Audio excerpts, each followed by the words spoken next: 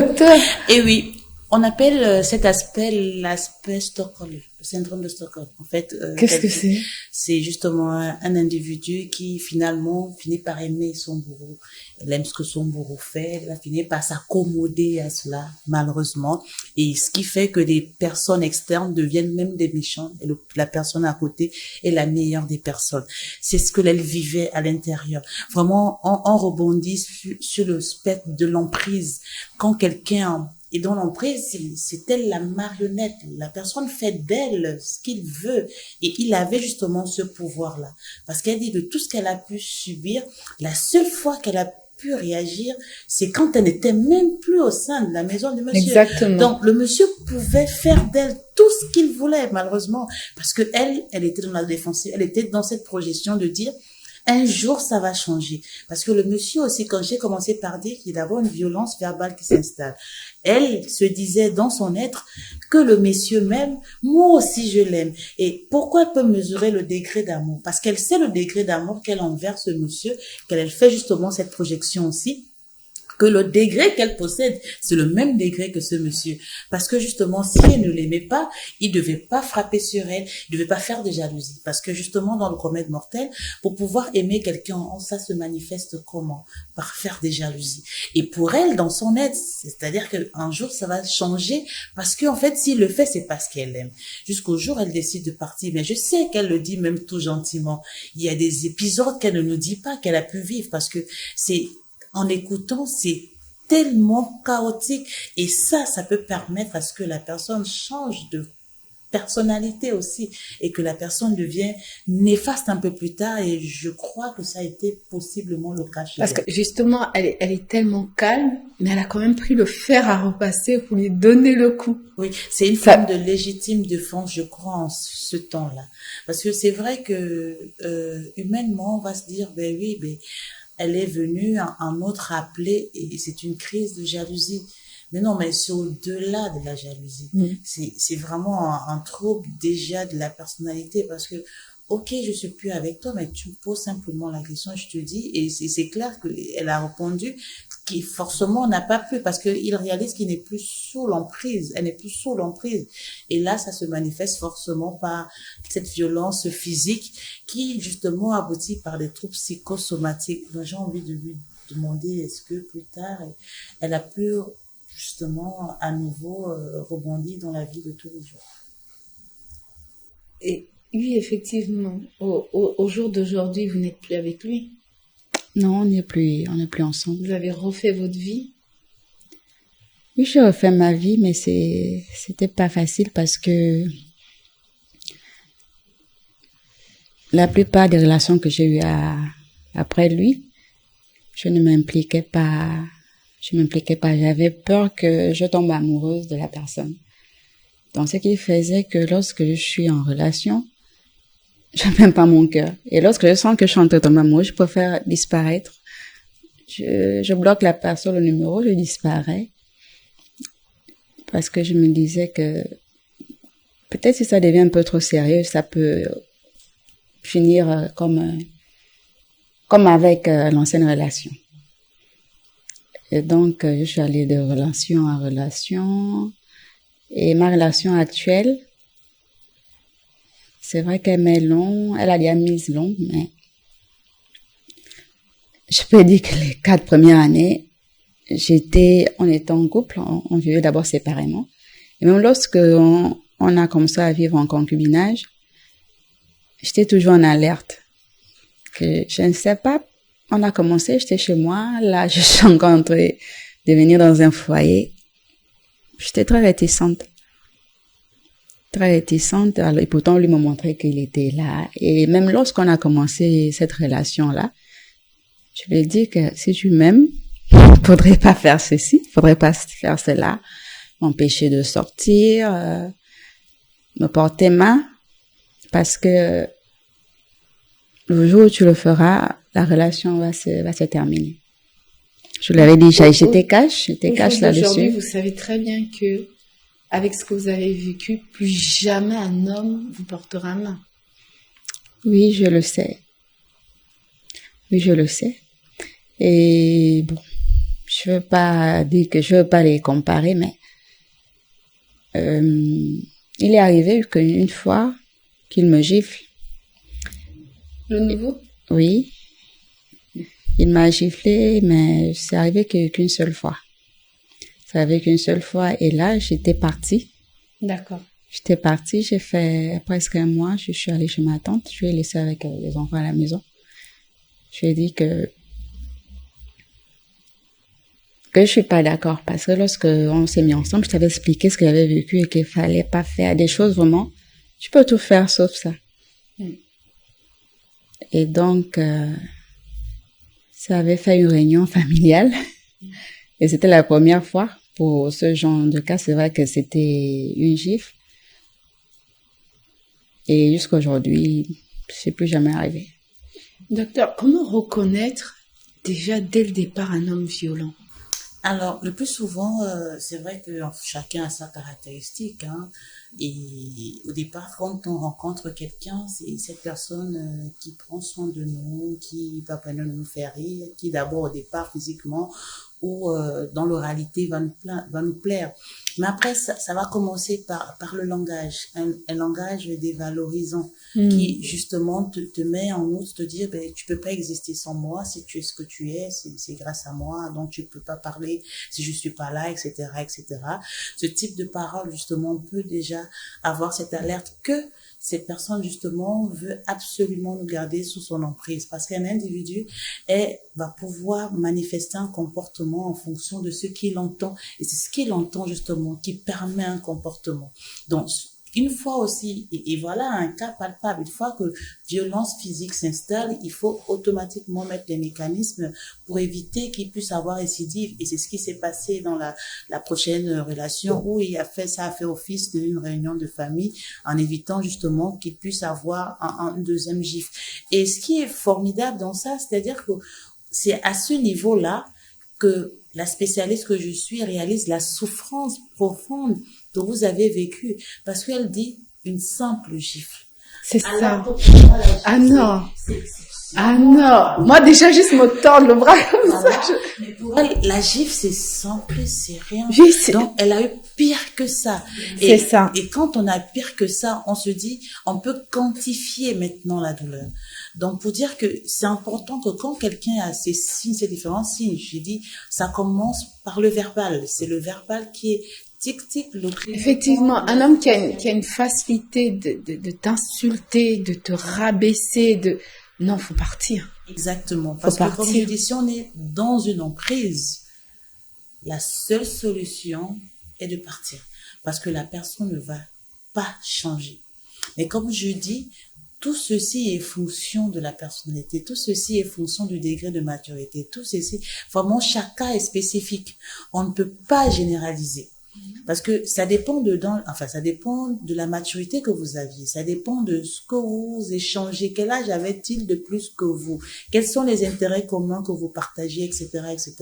Donc c'est un problème profond qu'il faut faire des investigations pour mieux comprendre la réactivité du monsieur. Mais en ce qui concerne tous les couples, les signes qui peuvent justement déjà dire que l'on peut subir une violence, ce sont des violences verbales qu'on va pouvoir nous dire. C'est là que l'on met les mécanismes. Elle a relevé un fait en disant que ça a été compliqué pour elle de se mettre à nouveau en couple.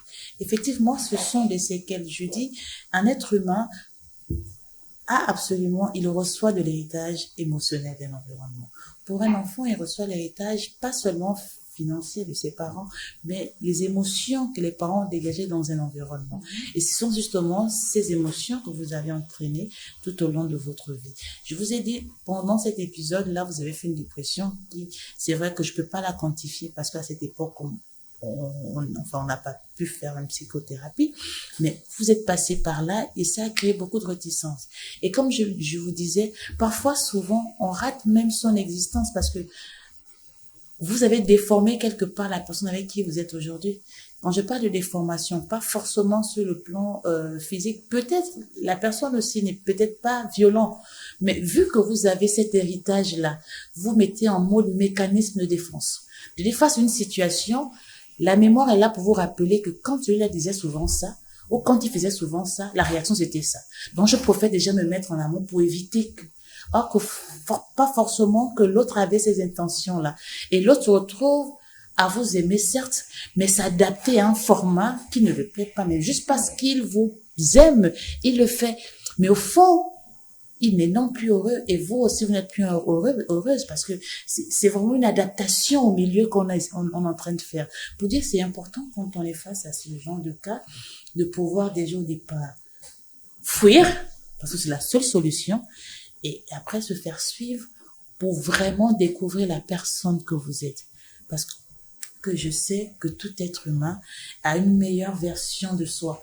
Mais c'est les émotions, c'est les circonstances de la vie qui viennent toujours ou encore simplement modifier et on reste tel quel en pensant qu'on est comme ça, or qu'on n'est pas comme ça. Mais il y a aussi des familles, dans certaines situations, mon mari m'a tapé, m'a giflé, m'a donné un coup de poing. Bon, écoute, reste là le temps qu'il se calme, après tu repars. Mais deux fois, nos familles, il y a certaines familles qui n'aident pas, en fait. Exactement. Et maintenant, comme je dis, c'est vraiment de cas par cas.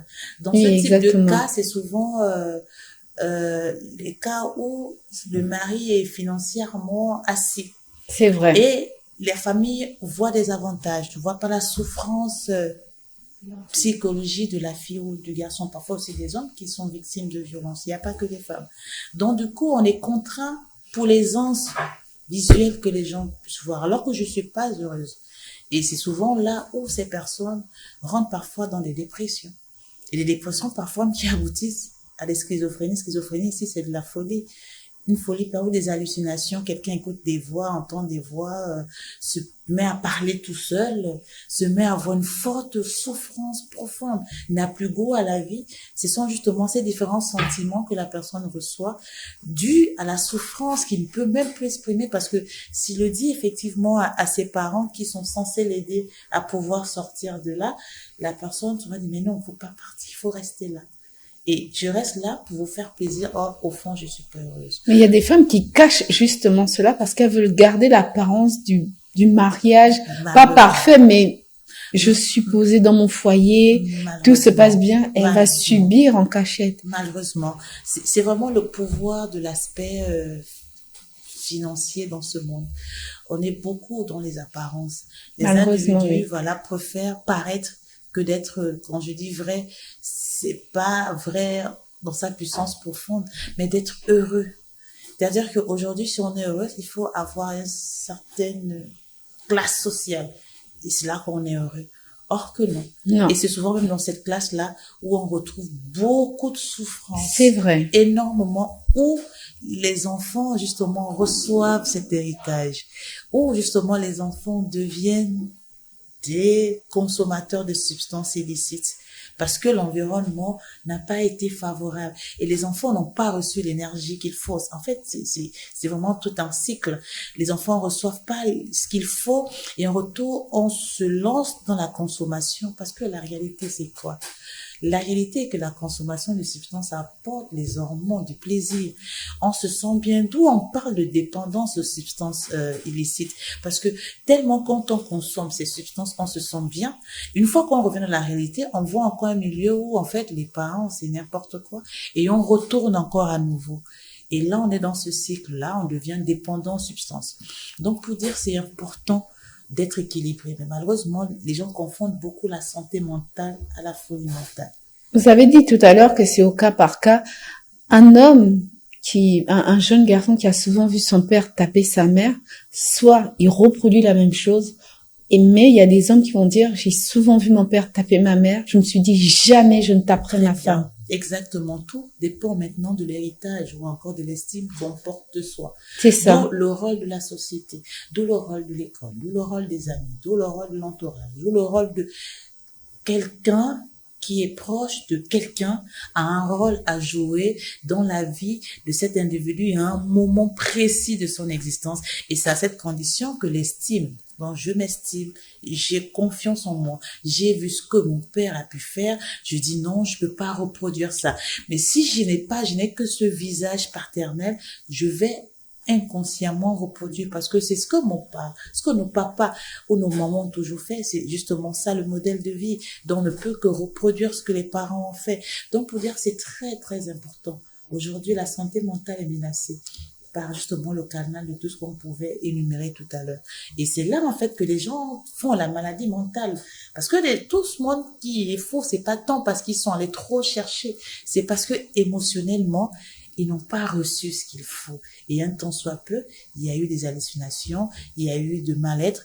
Et quand on a commencé à se droguer ou à prendre des neuroleptiques, ça encore, le corps n'a pas accepté. Et il y a eu un dérèglement et on devient, on va dire quoi, incohérent à la société, d'où on te case, oh non, c'est une folle, souvent on n'est pas bien, alors que on pouvait en amont aider la personne à pouvoir se sentir bien. D'où c'est important, ma très chère, de pouvoir justement, toi, t'aider sur le plan mental pour pouvoir se projeter même dans la vie ou encore dans la nouvelle relation que tu vis, parce que en fait, tu vis toujours avec des séquelles et au fond, c'est que ensemble, peut-être, vous n'avez peut-être pas encore atteint la plénitude d'être heureux ou encore de pouvoir vivre une vie à deux sur le plan familial. Mais malheureusement, dans certaines cultures, c'est normal de taper une femme. Alors, oui. Oui, pourquoi? Parce que, comme on a si bien dit Comment tout à changer l'heure, ce genre de mentalité? alors c'est des stéréotypes. C'est des stéréotypes, en fait, le mâle reste le mâle dominant. Mais la réalité aussi est que la gente féminine aujourd'hui ne laisse pas le choix à ce type de personnes. Et là encore, même, c'est du cas par cas. Parce qu'il y a des femmes, en fait, qui aiment ça, naturellement. Vous Pour pensez elles, vraiment? oui, parce que je suis psychothérapeute. Oui, justement. Il y a des personnes qui aiment la violence. Pour elles, si son homme ne le fait pas, c'est que l'homme ne l'aime pas. Donc, elle a besoin de ça. Donc, elle crée des circonstances pour. Et parfois, même le monsieur, il en a marre, en fait. Il n'aime pas, mais il est obligé de le faire parce que la dame, elle l'aime. Il y a des cas où, en fait, c'est pas parce qu'on aime, c'est le monsieur qui, lui, il aime ça. Il aime bien frapper sur. Et elle, justement, parce qu'elle aime, elle va pouvoir être là parce qu'elle veut rester avec le monsieur qu'il aime dans l'espoir qu'un jour, ça va peut-être changer. Il y a des cas où c'est les deux. Les deux, ils adorent ce qui est violent. Et ça passe par, il faut d'abord passer par la violence pour justement ce que vous avez dit, mais comment? Parce que là, ça c'est vous. La question que vous l'avez renvoyée, c'est pour toi, est-ce que c'est bien qu'on te bat après, tu fais bisous après? Pour toi, c'est pas normal. Mais pour certains, si. C'est même ce qu'il faut. C'est comme un plat que l'on prépare, on a besoin de réajuster le goût, on met un peu de piment. Peu de piment dans la sauce pour que la sauce soit agrémentée. C'est là qu'on vous dit, en fait, on est tous debout, mais chacun a sa personnalité. Chacun a sa conception de la vie. Chacun a son orientation. Et c'est pour ça, en fait, que nous, on existe. On existe pourquoi? Parce qu'on est là pour contrôler, justement, ce type de comportement au sein de la société ou encore pour prévenir pour les enfants, pour éviter qu'on en arrive là. Parce que ce sont des comportements, problèmes qui, justement, font en sorte que quand on se retrouve en face d'une qui n'aime pas, ça crée un déséquilibre. Si on pouvait trouver une qui aime, ça c'est tant mieux, vous allez faire votre délire ensemble. Mais quand on trouve une qui n'aime pas ou un qui n'aime pas, ça justement, ça crée un dysfonctionnement et la personne ne se retrouve plus bien dans sa peau. Marie-Lange, quel conseil tu peux donner aux femmes qui vivent ce genre de situation? Bon, présentement, après avoir écouté le docteur, je dirais que le premier réflexe lorsque ça arrive, c'est de fuir, comme le docteur a dit.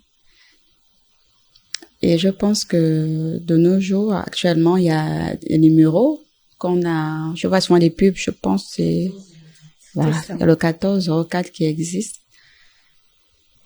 Parce que je pense que lorsqu'on appelle, c'est qu'on a besoin d'aide.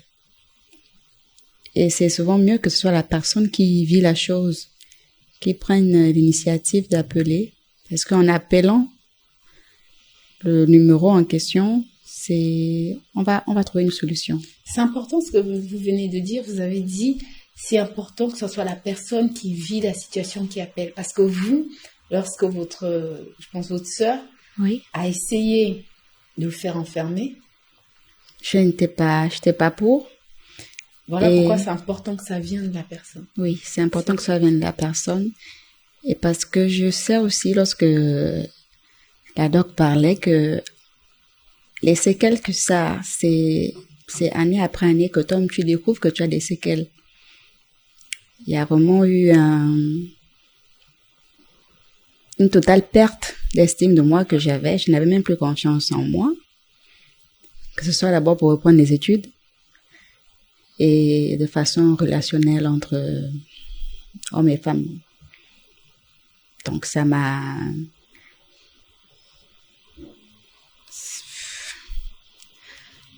En fait, en un mot, je conseille à toutes les femmes qui vivent ce genre de choses, qu'elles soient mariées ou non, dès qu'elles sont en couple, de ne pas hésiter à prendre du recul.